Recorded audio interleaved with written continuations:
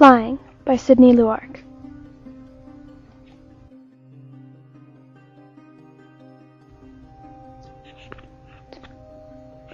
Isa Bauer sat in the corner of the ballroom, surrounded by no one but her servants, watching the lavishly dressed guests glide across the dance floor in the low candle and firelight. The women's wide skirts swooped across the floor, and their heeled shoes clicked against its marble surface. Every dress was different, some gold, white, red, yellow, blue, green, ivory, and silver. Every corset was jeweled, laced, or decorated with exotic flowers. Long billowy sleeves trailed through the air, and expensive jewelry brushed against milk-white skin. The men were not as extravagantly dressed, but every coat and silk shirt was pressed perfectly, every boot polished, every sleeve buttoned in place. It was a masquerade ball, so each face was hidden behind a mask, leaving Isa to wonder who was who in the crowd, whom she could trust and whom she couldn't.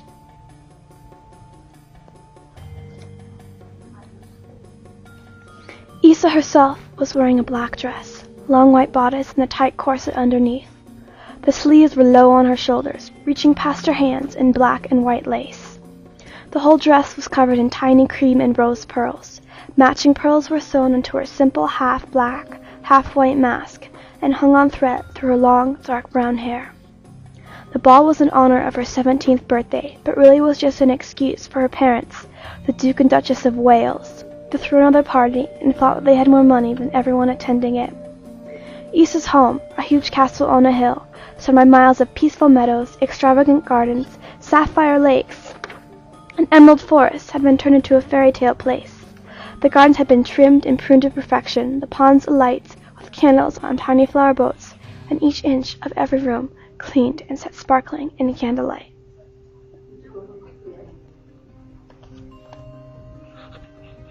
The reason Isa sat in the corner on the night of her 17th birthday, watching from behind a mask, as countless young women, far less beautiful than her, get asked to dance by many a handsome young man, was because, Isa, a male voice asked casually from behind her. Isa Bauer, isn't it? She didn't even turn her head to acknowledge the speaker. Yes, she answered heavily. I'm Isa. And may I ask, Isa, why a girl stunning as yourself is not dancing? Still keeping her gaze straight in front of her, she slowly lifted her skirt to reveal a stockinged leg, the top half long and thin, but everything below the knee missing. She'd been born like that, crippled, helpless in the eyes of the world, and unable to do anything about it. Isa had been told there was no use for a broken human being. As the years passed, she began to believe that was true. Isa expected, like everyone before him, this young man would turn and awkwardly walk away, leaving her broken heart to be torn into pieces again. The pain of being rejected and outcast had been driven so deep that she was beyond the years of crying, and this time only cringed when the man began to speak.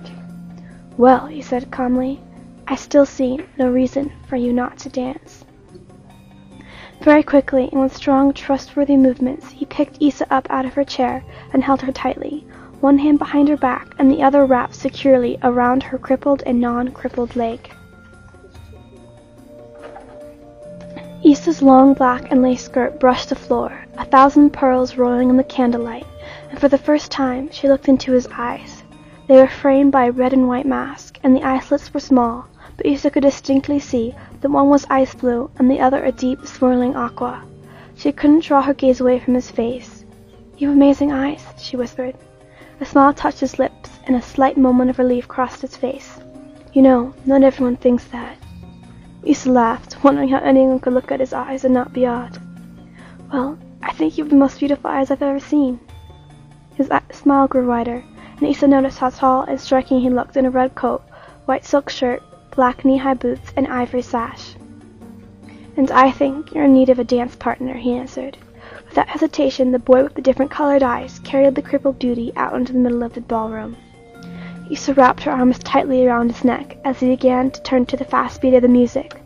The world blurred around them until it seemed that everything, all the guests, servants, musicians, candles, food, chairs, tables, had disappeared, and they're spinning alone on the dance floor.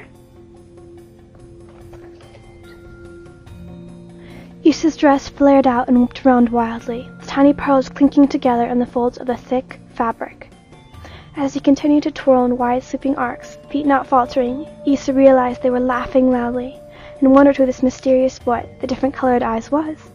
"What's your name?" she asked restlessly, her words swallowed by the wind they had created.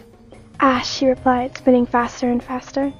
Issa watched with absolute joy on his face as he spun with her in his arms, watched his beautiful eyes on hers, and for one moment everything, every horrible, heartbreaking moment of her life, and lost herself in the gaze of this perfect boy. Letting go of everything, Issa threw her head back and let her long dark hair fly out behind her. The air rushed past her face and curled around her closed eyes. Ash held onto her tightly as she flung her arms behind her, embracing full on the rush of the wind created by the wake of her elegant skirt. A smile crossed Issa's face as she realized she was flying.